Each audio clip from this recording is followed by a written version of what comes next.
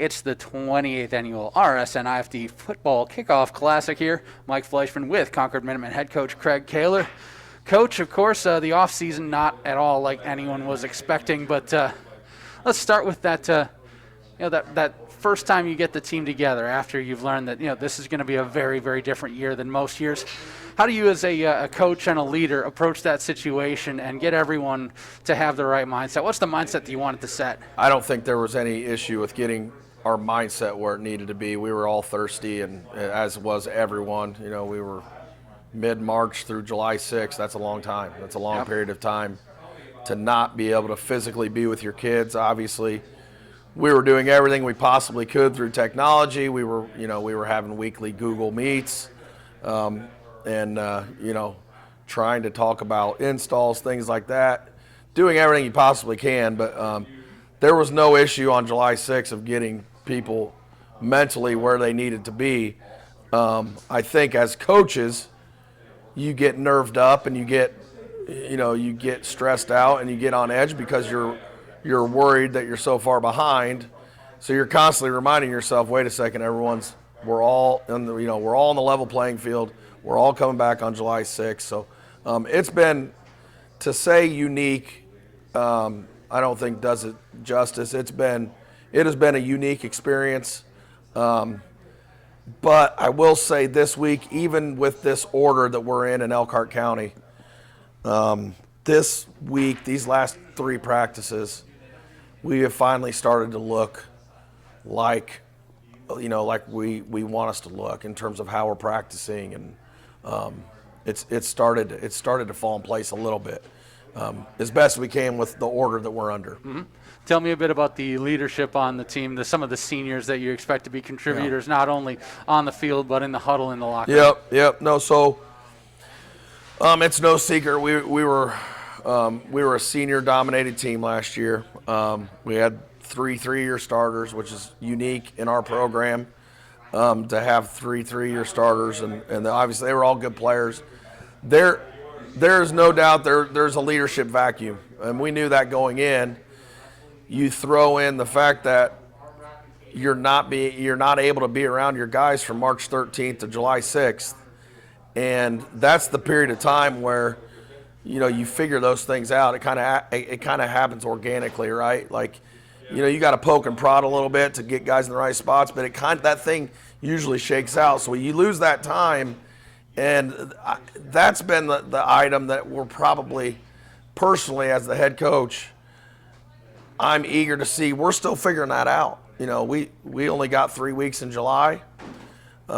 We go 3 days last week, and all this fiasco happens in Elkhart County, and then we're back. So really, if you look at the total body of work of where we're at today on August 13th, it makes sense that we don't quite have it all figured out. Now, we have a pretty good idea who our players are, and we have a decent idea where the depth chart is, but in terms of where everyone fits with leadership, that's starting to happen organically. And you can teach leadership, which we lost that. We do a lot with our seniors and take them into some settings where we try and teach leadership.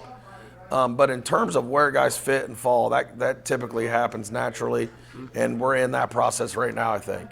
With so much being done virtually right now with Zoom meetings and teleconferencing and all this stuff that I don't understand, has that given you a different perspective on your players and their lives? Yeah, there's probably some good that's going to come all this, honestly. We're, as a program, I'd like to believe that hopefully the end result of this year allows us to be maybe a little more productive, right, as a program. Football's a really hard game. It's a time-consuming game. It's physically demanding. It's mentally demanding. It's a fluid game. So it's a lot of reaction and it requires time. And we ask a lot of time of our staff and our players. And I think maybe if anything, this is maybe shown like, is there a better or smarter way we could do this? where kids and coaches are maybe home with families a little more, that kind of thing. So,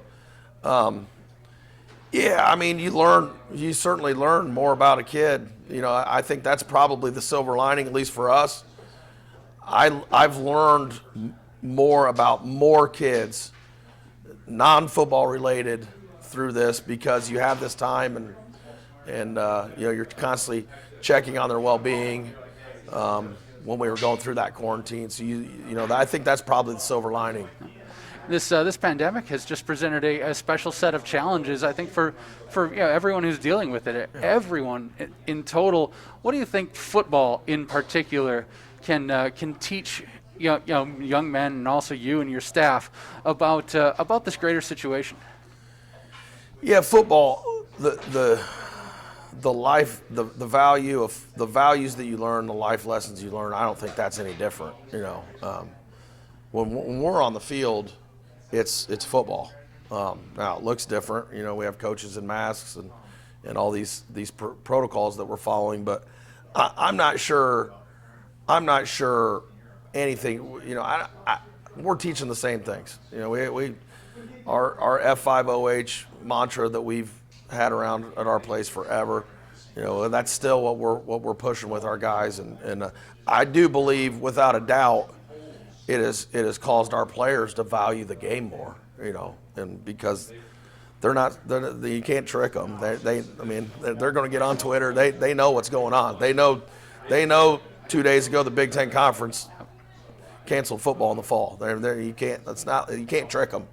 So I think that it's helped.